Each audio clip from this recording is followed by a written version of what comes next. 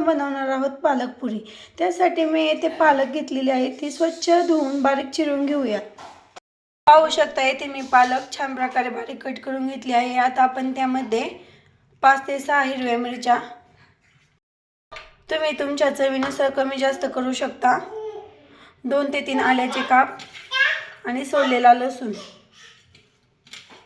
याची आपण मिक्सरला प्युरी करून घेऊयात।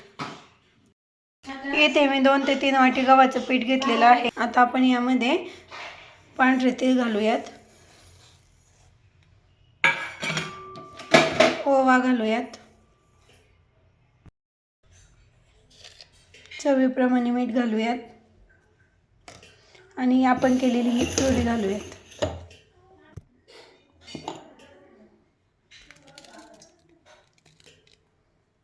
आणि हे सगळं मिक्स करून घेऊयात आणि छान असा गोळा बनवून घेऊयात। पाहू शकता इथे आपला असा गोळा तयार झालेला आहे। आता आपण याच्या पुऱ्या लाटून घेऊयात।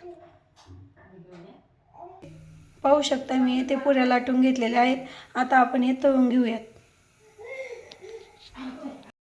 आपलं तेल पण इथे छान प्रकारे गरम झालं आहे। आता आपण यामध्ये पुऱ्या टाकून घेऊयात।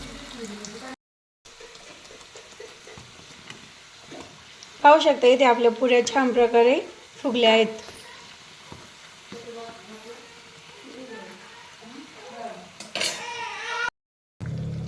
तुम्ही ही रेसिपी एकदा नक्की ट्राय करून पहा, खायला पण खूप टेस्टी आहे आणि करायला पण सोपी आहे।